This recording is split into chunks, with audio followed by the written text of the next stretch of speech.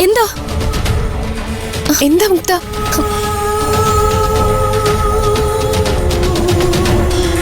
എന്താടി, എന്തെങ്കിലും മോശ സ്വപ്നം കണ്ടോ? നീ എന്തിനാ ഇങ്ങനെ കിതയ്ക്കുന്നേ? കാര്യം പറ മുക്ത.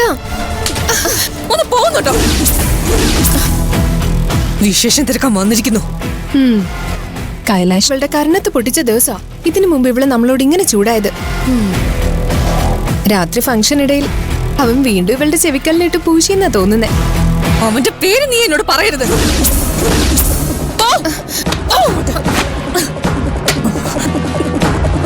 മുക്ത, നിനക്ക് എന്തു പറ്റി? നീ എന്താ പറഞ്ഞേ? അവൻ എന്റെ ചെവിക്കല്ലടിച്ച് പൂശിയെന്നല്ലേ? അവൻ എന്നെ തല്ലിയാലേ ഞാൻ നിന്ന് കൊള്ളും. അതിനെനിക്ക് ഒരു മടിയില്ല. പക്ഷെ അവൻ എന്നെ അടിച്ചത് എന്റെ കരണത്തല്ല, എന്റെ ചങ്കിനിട്ട. അതെനിക്ക് ഒരിക്കലും സഹിക്കാൻ പറ്റില്ല. ചാകുന്നത് വരെ മുക്ത അത് മറക്കില്ല. എന്താ ഉണ്ടായത്? നീ ഒന്ന് തെളിച്ചു പറ.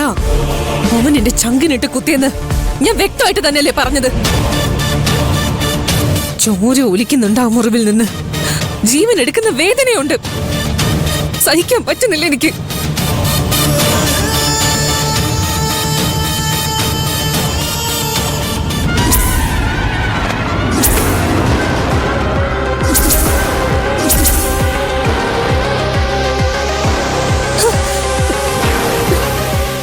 എന്റെ കണ്ണിൽ ഇപ്പൊ ആ കാഴ്ചയേ ഉള്ളൂ. ആ കാഴ്ചയിൽ നിന്ന് രക്ഷപ്പെടാൻ വേണ്ടി ഉറങ്ങാൻ ശ്രമിച്ച സ്വപ്നത്തിലും ആ കാഴ്ച തന്നെ. എനിക്ക് വയ്യ. നെഞ്ച് കീറുന്ന ആ വേദന സഹിക്കാൻ എനിക്ക് വയ്യ. തോറ്റുപോയില്ലേ?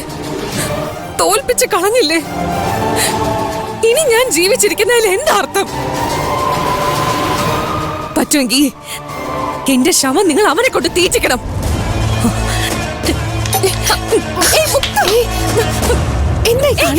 എനിക്ക് ചാകണം. നിങ്ങൾ ഇതുവരെ കണ്ട മുക്ത അല്ല ഇത്. ഇങ്ങോട്ട് അടി കിട്ടിയ അങ്ങോട്ട് നാലെണ്ണം തിരിച്ചു കൊടുക്കുന്ന ആ മുക്ത അല്ലത്. അവിടെ ചത്തുപോയി. ഇതൊന്നിനും കൊള്ളാത്ത വേറൊരു മുക്തയാ. ഈ മുക്തക്കിനി ജീവിച്ചിരിക്കാൻ താല്പര്യമില്ല. എന്റെ കയ്യിൽ നിന്ന് വിടാനല്ലേ പറഞ്ഞ?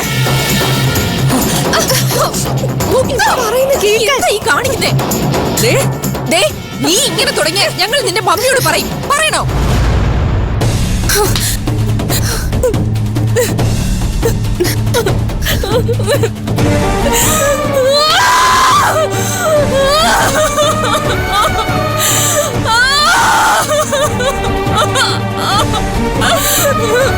എന്താടി ഉണ്ടായത്?